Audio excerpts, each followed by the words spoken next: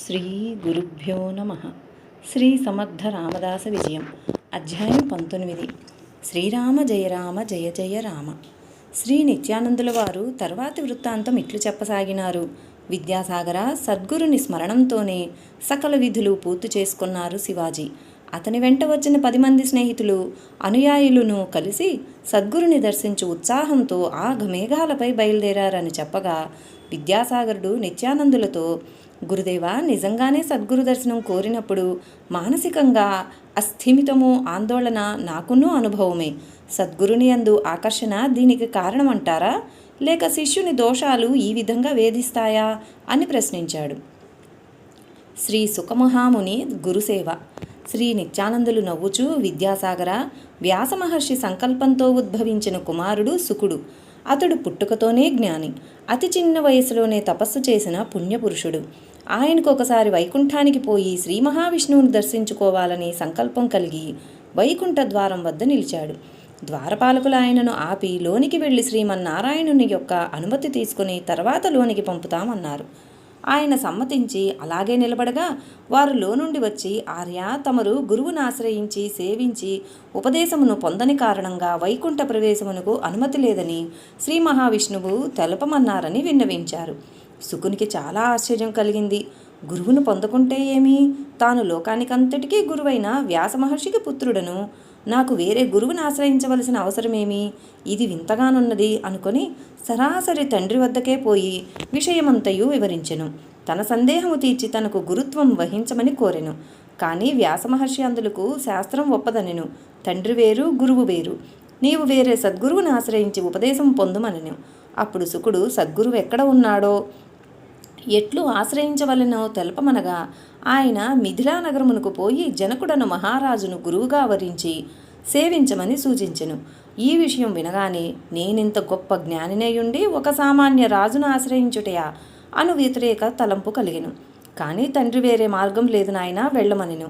శుకుడు అయిష్టంగానే బయలుదేరి మిథిలా నగరము చేరి ఆ రాజు ఎటువంటి వాడిని విచారించెను. ఎవరికి తోచిన విధంగా వారు చెప్పగా, ఇటువంటి వాడు నాకెట్లు గురువు కాగలడని వెనుదిరిగిపోయిను. తండ్రి మరలా బోధించి పంపగా మరలా మిథిలకు చేరి రాజు అన్యాయవత్తనుడని విని మరలిపోయిను. ఈ విధంగా అతడు తండ్రి పంపున 12 సార్లు మిథులకు వచ్చుట ఏదో ఒక విఘాతం మనసు నందు ఏర్పడగా మరలిపోవుట జరుగుతూనే ఉండెను. 13వసారి తండ్రి బాగుగా నచ్చజెప్పి బుజ్జగించి పంపెను. తన కుమారుని స్థితికి కించిత్ ఉపాయం సూచించమని నారద మహర్షిని ప్రార్థించెను. అప్పుడు శుకుడు పోయే దారిలో ఒక వృద్ధ బ్రాహ్మణుని రూపంలో నారదుడు వేగంగా పారుతున్న వాగులో ఒక తట్టతో మట్టి తెచ్చి పోయిచుండెను. ఆ మట్టి కొట్టుకొని పోవుచుండెను. ఇది చూచి శుకుడు, ఇదేమిటి తాత, అలా ఎంత మట్టి పోసినా కట్ట నిలుచునా? ముందుగా కొన్ని పెద్ద రాళ్లు వేసి కొన్ని కర్రలు గడ్డి వేసి దానిపైన మట్టి పోస్తే కట్ట నిలుస్తుంది. ఇలా ఎందుకు పిచ్చివానిలా శ్రమ చేస్తూ నీ సమయాన్ని వృధా చేసుకుంటున్నావు అని ప్రశ్నించుతాడు. అప్పుడు ఆయన, నా పని నా ఇష్టం, నా జీవితం వృధా అయితే నీకెందుకు? అయినా శుకుడని నా స్నేహితుని కొడుకు ఒకడున్నాడు. వాడు పుట్టుకతోనే 14 కళలతో పుట్టాడు. వాడు గురువుని ఆశ్రయించమని తండ్రి బోధిస్తే ఇప్పటికి 12 సార్లు అక్కడి దాకా వెళ్ళి తిరిగి వస్తూ పుట్టుకతో వచ్చిన 14 కళలలో 12 కళలు పోగొట్టుకున్నాడు. వాడికన్నా నేనేం పిచ్చివాడిని కాదులే అని సమాధానం చెప్పగా శుకుడికి చాలా విచారం కలిగింది. ఆ వ్యక్తి తానేనని చెప్పే సాహసం లేక సిగ్గుపడిపోయినాడు. తన జ్ఞానం 12 కళలు తగ్గిందనే రహస్యం తెలిసింది. ఇంతే చాలనుకొని వేగంగా వెళ్ళి ఇక ఏమైనా సరే తిరిగి రానని నిర్ణయించుకున్నాడు. మిథిలా నగరం చేరి ద్వారపాలకుల ద్వారా రాజుకు తాను వచ్చినట్లు సమాచారం చెప్పమన్నాడు. వారు తిరిగి వచ్చి రాజుగారు చెప్పేదాకా తమరిని ఈ చోటనే వేచి ఉండమన్నారని చెప్పారు. అలాగే ఆ రాజప్రాసాదం గోడను ఆనుకుని నిలబడితే అలా 6 నెలలు గడిచిన తరువాత రాజుగారు పిలిపించి పరిశుభ్రంగా స్నానం చేయించి నూతన వస్త్రాలు కట్టించి అనురాగంతో పలకరించారు.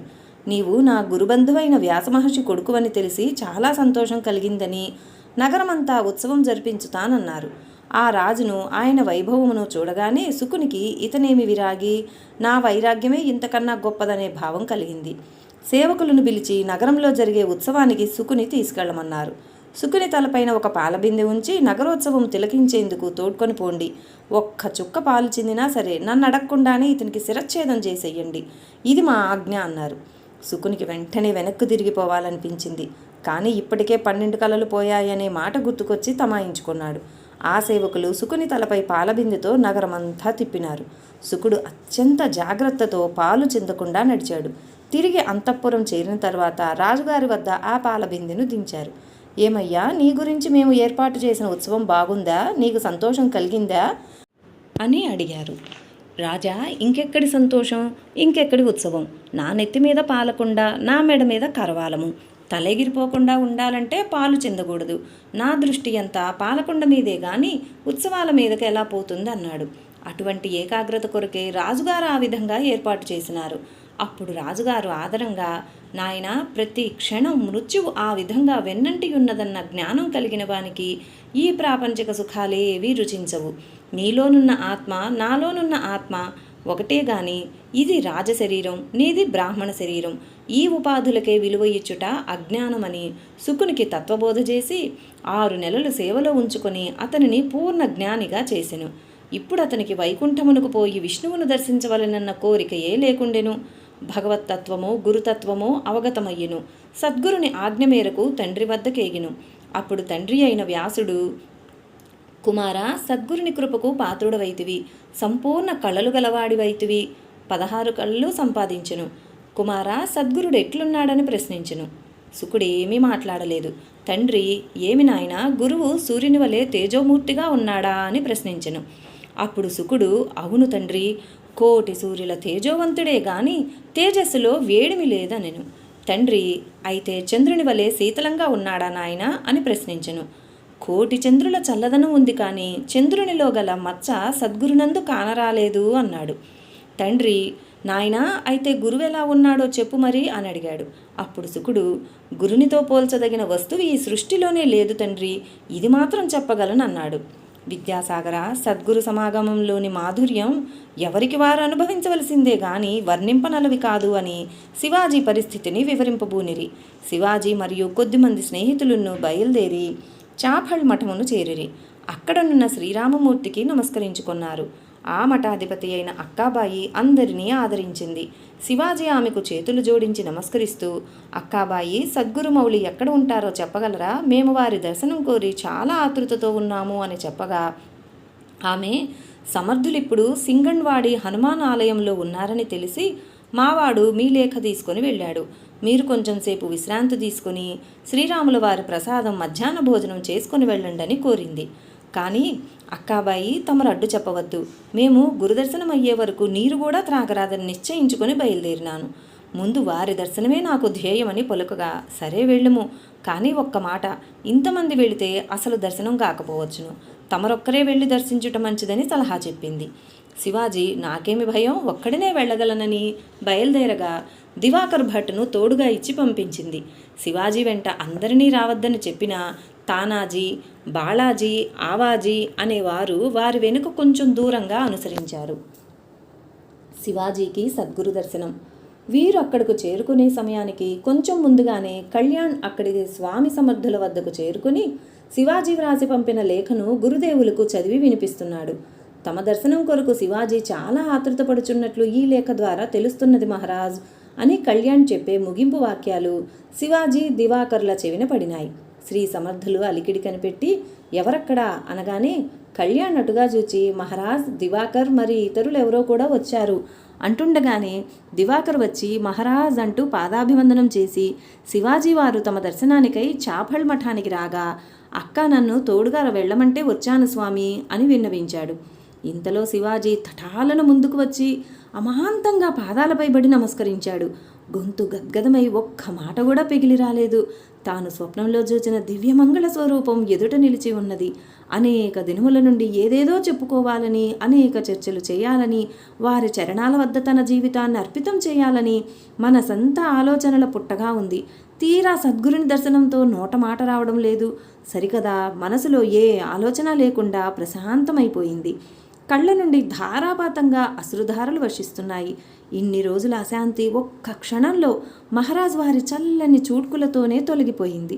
తన స్థితి ఏమిటో కూడా చెప్పుకునేందుకు వీలుగా లేదు. 1,000,000 సూర్యుల ప్రకాశము, 1,000,000 చంద్రుల చల్లదనము, 1,000,000 తల్లుల ప్రేమ, 1,000,000 తండ్రుల బాధ్యత ఆ మహారాజు వారి చూపులలో నిండియున్నట్లు గ్రహించుకున్నాడు. శ్రీ సమర్థుల దర్శనంతో 3 రోజుల నుండి ఆహారం తీసుకోకుండా ఉన్నప్పటికీ వారి స్మరణ చేతనే తాను బలంగా ఉండగలిగినాడు. ఏమీ వారి దివ్యశక్తి ప్రసరణం! ఇటువంటి మహాత్ములైన వారు నా రాష్ట్రమందు ఉండగా వారి అండదండలతో నేను రాజవైభవాన్ని అనుభవిస్తూ కూడా వారిని దర్శించలేకపోవడం నా నేరమే. అయినా నేరములెంచని వారి నైజమే వారికి ఆభరణాలు. ఓ మహాత్మా, నా నేరములను మన్నించి నీ సేవా భాగ్యాన్ని ప్రసాదించమని మనసులోనే ప్రార్థించుకుంటున్నాడు. శ్రీ సమర్థులు ఉద్ధవుని వంక అర్థవంతంగా చూచారు. అతడు ఒక ఆసనం తెచ్చి శివాజీ కొరకు వేసి కూర్చోమని కన్నులతోనే సూచించాడు. నీళ్లు నిండిన కళ్ళతో శివాజీ అతి కష్టం మీద గొంతు పెగుల్చుకుని, మీ సమక్షంలో నన్నిలా నిలబడనియ్యండి మహారాజ్ అని మాత్రం అనగలిగాడు. శ్రీ సమర్థులు వెంటనే కళ్యాణ్ వంక చూచావా కళ్యాణ్, శివాజీ వస్తే ఎలా గౌరవించాలి, ఎలా మర్యాదలు చేయాలని తహతహపడుచున్నావుగా. ఇది అతని ఆంతర్యం. తెలిసిందా ఆయన భక్తి సౌరభం అంటూ పొగుడుచున్నట్లుగా మాట్లాడుచున్న గురుదేవులతో శివాజీ, స్వామి మహారాజ్, నేనొక అల్పజీవిని. మీ కరుణా కటాక్షాల కొరకు ఎన్నో రోజుల నుండి తపన పడుచుండగా ఈనాటికి మీ దర్శనం అనుగ్రహించి నాకు శాంతిని కలిగించినారు. ధన్యుడనైనానని ఎలాగో ప్రార్థించగలిగాడు. ఇప్పుడే నీ లేఖ వచ్చింది, విషయం తెలిసింది. అంతలో మీరు వచ్చారు. ఇంత తొందర ఏమొచ్చింది? ఎన్నో ఏళ్ల నుండి మీ రాజ్యంలో ఉంటున్నాం. కనీసం మా గురించి ఎవరి ద్వారానూ మీకు తెలియలేదా అన్నారు సమర్థులు. శివాజీ తన యావ శక్తిని కూడగట్టుకుని, గురుదేవా, నిజంగా నా పరిస్థితులన్నీ తమరికి తెలియనివి కావు. మీ గురించి తెలిసి కొద్ది కాలమే అయ్యింది. నా అపరాధం మన్నించండి స్వామి, క్షంతవ్యుడును, అనుగ్రహించండి అంటూ వేడుకోలుగా అన్నాడు. రాజా, రాజ్య పరిపాలన సాధారణ విషయం కాదు, మాకు తెలుసును. కానీ రాజు ప్రతి విషయంలోనూ సావధానంగా ఉండి తీరాలన్నదే మా ఉద్దేశం. మీ దేశంలో ఎక్కడెక్కడ ఎటువంటి సాధకులు, భక్తులు, సాధువులు ఉన్నారో తెలుసుకోవాలి. ఇంటి యజమానికి ఇంటి విషయంలో ఎంత శ్రద్ధ ఉంటుందో రాజుకు రాజ్యంలోని ప్రతి విషయం పైన అంత శ్రద్ధ ఉండాలి. లేకుంటే కొన్ని అపాయాలు సంభవించవచ్చును. కొన్నిసార్లు నమ్మకస్తుల వలె నటించే ద్రోహులు కూడా సంఘంలో ఉంటారు. నీవు ఎక్కడ ఏ విషయంలోనూ పొరపాటు పడకూడదనే ఇంత హెచ్చరిక చేసినాము అని సమర్థులు, రాజా, సాధువులైన వారు స్వస్తి ప్రజాభ్య పరిపాలయంతాం న్యాయేన మార్గేణ మహీం మహీషాం గో బ్రాహ్మణేభ్య శుభమస్తు నిత్యం లోకా సమస్తాన్ సుఖినో భవంతు అని ప్రార్థనతో వారి సర్వ సాధనను భగవదార్పితం చేస్తారు. గో బ్రాహ్మణ రాజహితం కొరకు ఆ పుణ్యం ఉపయోగపడాలని వారి ప్రార్థనలోనే ఆంతర్యం. కావున రాజు సాధువులకు ఏమీ కష్టం కలగకుండా కాపాడుకోవాలి. అది రాజు బాధ్యతయ్యి ఉన్నది. ఈ విధంగా పరస్పరం స్ఫూర్తిని కల్పించుకోవలసిన అవసరం ఉంది. కావున నీకింత కఠినంగా చెప్పవలసి వచ్చింది అని బోధించారు. స్వామి మహారాజ్, నా వలన తప్పే జరిగింది, క్షమించండి అన్నాడు శివాజీ. ఆ మాటకేమీ సమాధానం చెప్పకుండా, ఏమో, రాజుగారింత దూరం కష్టపడి వచ్చారంటే కారణం ఏమై ఉంటుందబ్బా అని పెద్దగానే తనలో తాను అనుకుంటున్నట్లుగా అన్నారు. స్వామి, పెద్ద కారణం అంటూ ఏమీ లేదు, తమ ఆశీస్సులు ప్రసాదిస్తే చాలు అన్నారు శివాజీ. శ్రీ స్వామివారు, ఇంకేమి ఆశీస్సులు, ఇంకేమి ప్రసాదం, ఎప్పుడో ఇచ్చేశాము కదా అన్నారు. వెంటనే సర్దుకొని శివాజీ, గురుదేవా, మంత్రోపదేశమిచ్చి నన్ను మీ శిష్యునిగా స్వీకరించాలి. స్వామి, నా అభ్యర్థనను మన్నించండి అని వేడుకొన్నాడు. శివాజీకి నామోపదేశం. శ్రీ సమర్థులు కళ్యాణ్ వైపు సాలోచనగా చూడగా అతడును అంగీకరించండి స్వామి అన్నట్లు సమర్థించాడు. సరే కానీయమన్నారు శ్రీస్వామి. కళ్యాణ్తో మంత్రదీక్ష ఇచ్చుటకు కొన్ని వస్తువులు కావాలి కదా, అన్నీ సిద్ధం చేయించు అన్నారు. శివాజీ తనతో కూడా వచ్చి అల్లంత దూరంలో ఉన్న తన పరివారం చేత పూజకు కావలసిన సామాగ్రి, దీక్షా ప్రదానానికి నూతన వస్త్రాలు అన్నీ తెప్పించాడు. కళ్యాణ్ నేతృత్వంలో శివాజీ నదిలో స్నానమాచరించి నూతన వస్త్రాలు ధరించాడు. కళ్యాణ్ శ్రీరామచంద్రుల వారికి పూజ చేశాడు. శ్రీ సమర్థుల వారు ఒక చెట్టు క్రింద ఆసీనులైనారు. శివాజీ తన కోరిక మన్నించి గురుదేవులు మంత్రదీక్షనిచ్చుట తన పూర్వజన్మ పుణ్యముల ఫలితమేనని భావించిన కొద్దీ ఆయన మనసు ఆనందంతో నిండిపోయింది. శ్రీ సమర్థుల సముఖానికి వచ్చి సవినయంగా నిలబడగానే ఎందుకో తనకు తెలియకుండానే శరీరం గడగడా వణుకుతూ ఉన్నది. ఎంత ఆపుకొందామన్నా ఆగడం లేదు. ఎన్నో యుద్ధాలు నిర్భయంగా చేసిన తనకు ఈ వణుకేమిటో బోధపడడం లేదు. గురుదేవులు చాలా ఉగ్రంగానూ గంభీరంగా ఉన్నట్లు తోచారు. శివాజీ వంక చూచి సన్నిధిలో కూర్చోమని సంజ్ఞ చేశారు. అలాగే వణికే శరీరంతోనే వారి వద్ద క్రింద కూర్చున్నాడు. శ్రీ సమర్థులు తమ పాదాలను క్రిందకు పెట్టారు. ఆ పాదాలను గట్టిగా పట్టుకొని గురుని చూపులతో చూపు కలిపి కొన్ని క్షణాలు అలాగే ఉండగా ఆ వణుకు తగ్గిపోయింది. కళ్యాణ్ వంక శ్రీ స్వామివారు చూచి సైగ చెయ్యగా దివాకర్ భట్ మంత్రాలు పఠిస్తూ ఉండగా శివాజీ చేత యథావిధిగా గురుపాదాలకు పూజ చేయించినాడు కళ్యాణ్. ఇంతలో అక్కాబాయి కూడా అక్కడకు వచ్చి చేరినారు. పూజానంతరం కళ్యాణ్కు, ఉద్ధవ్కు, అక్కాబాయికి శివాజీని పాదాభివందనం చేయమన్నారు. శివాజీ లేచి గురువులు చెప్పినట్లు వారు మువ్వూరికి నమస్కరించాడు. తరువాత శ్రీ సమర్థులు శివాజీ తమ బాహుల్లోకి తీసుకొని హృదయానికి హత్తుకుని అతని చెవిలో మంత్రోపదేశం చేశారు.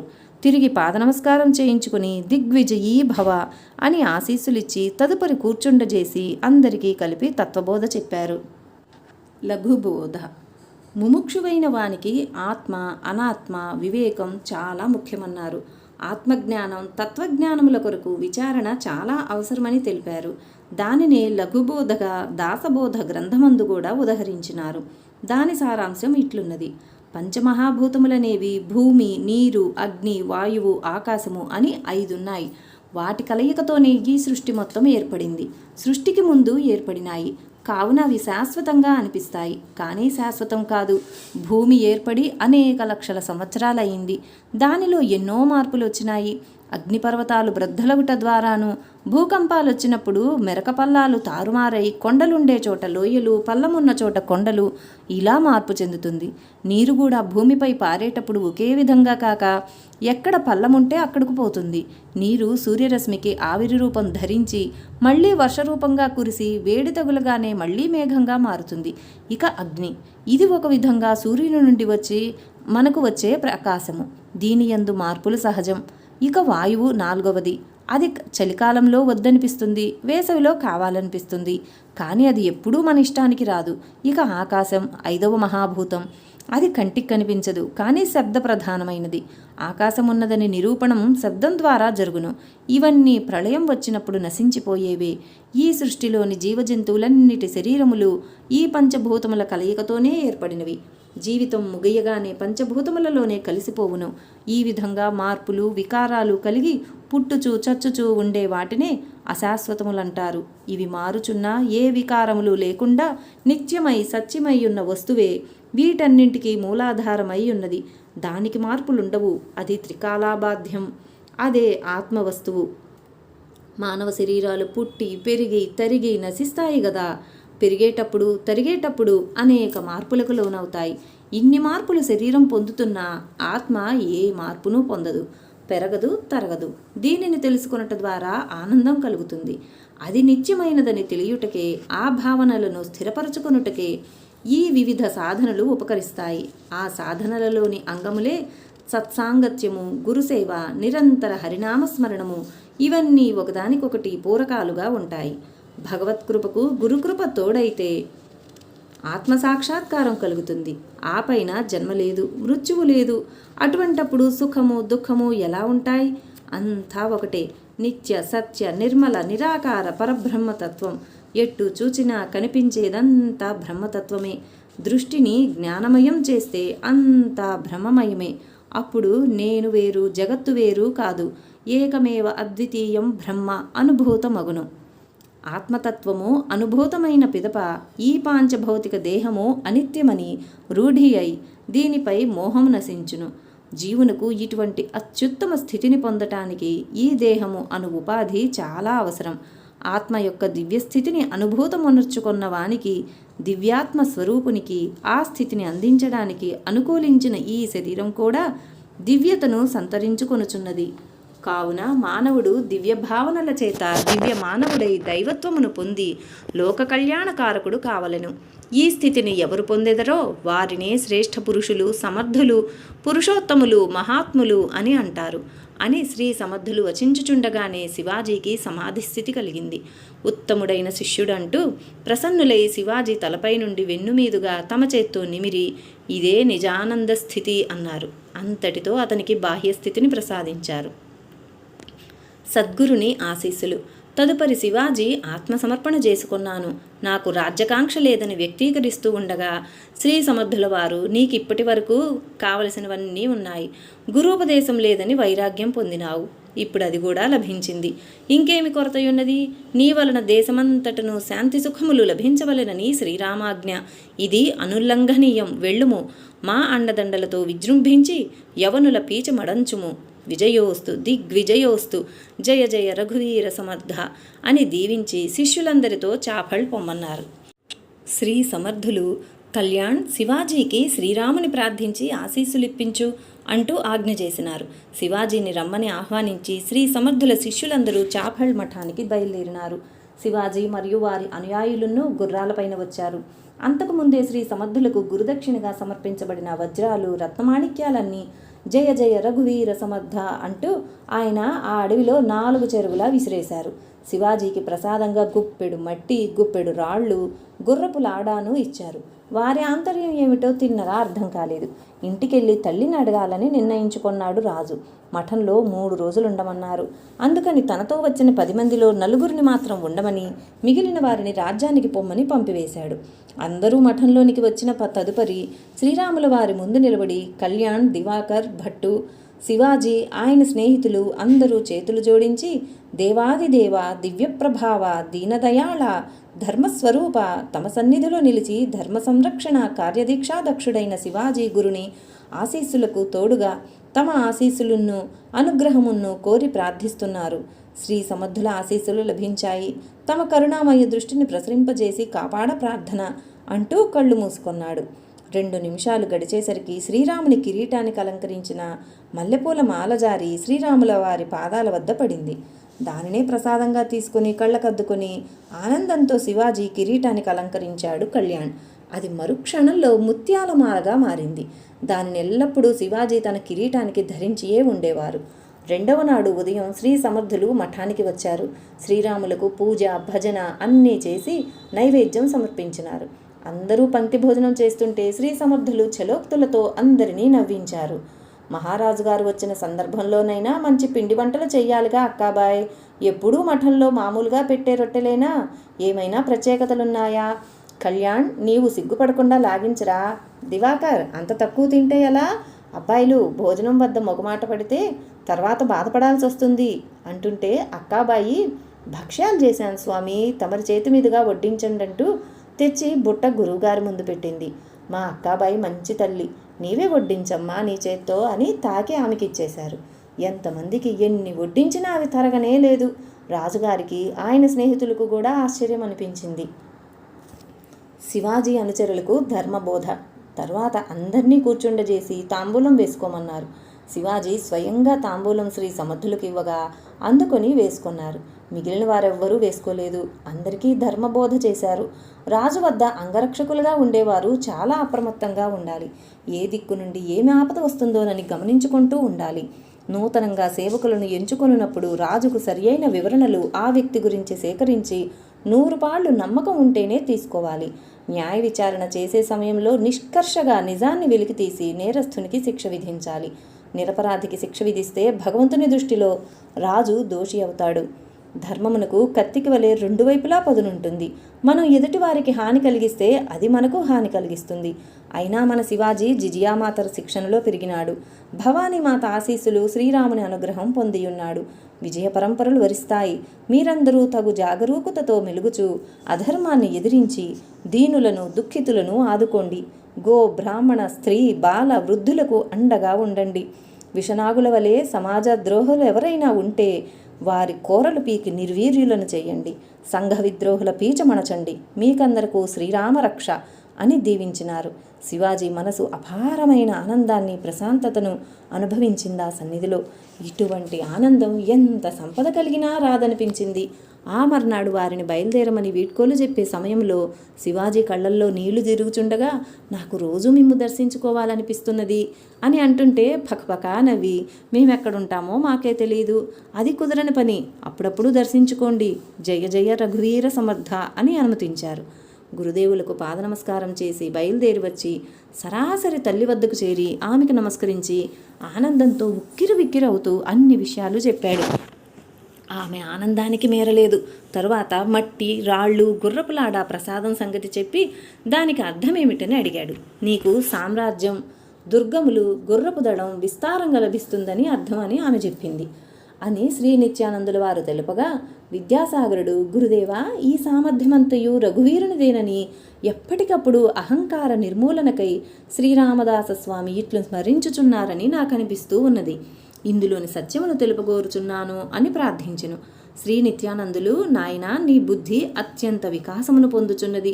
చక్కగా గ్రహించుచున్నావు, బుద్ధికి పదును పెట్టుచున్నావు. శ్రీరామనామము అత్యంత శక్తివంతమైనదని నిరూపించుటకే హనుమంతుల వారు సేతుబంధన సమయంలో ఒక్కొక్క రాయిపైన ఒక్కొక్క అక్షరమును చెక్కించి వరుసగా రా, తర్వాత మా అని చెక్కిన రాళ్లను సముద్రంపై పేర్పించగా అవి అతుక్కొని వారధి ఏర్పడింది. అనగా రాళ్ల యందు కూడా ఆ నామము వలన ఐకమత్యం ఏర్పడింది. మరి మన దేశ ప్రజల యందు కూడా ఆ విధంగా ఐకమత్యత సాధించి చూపించిన హనుమదవతారమే శ్రీ సమర్థుల వారు అని తెలుపగా అందరూ ముక్తకంఠంతో జై జై రఘువీర సమర్థ శ్రీరామ జయ రామ జయ జయ రామ. ఇది విద్యాసాగర శ్రీ నిత్యానంద యోగి సంవాద రూపమున శ్రీ దత్తాత్రేయ సంప్రదాయ శిష్య పరంపరలోని శ్రీ శ్రీ శ్రీ స్వామి విఠలానంద సరస్వతి మహారాజ్ విరచిత శ్రీ సమర్థ రామదాస విజయములోని 19వ అధ్యాయం సంపూర్ణం. ఓం శాంతి శాంతి శాంతి. వీడియో నచ్చిన వారు వెంటనే ఒక లైక్ చేయండి. మీరిచ్చే లైక్ల వల్ల వీడియో ఎక్కువ మందికి వెళ్ళటానికి ఉపయోగపడుతుంది. So please like, share and subscribe చేసుకున్న వారు పక్కనే ఉన్న బెల్ ఐకాన్ ప్రెస్ చేసి ఆల్ అని ప్రెస్ చేస్తే నా నోటిఫికేషన్స్ వెంటనే మీకు అందుతాయి. Thank you.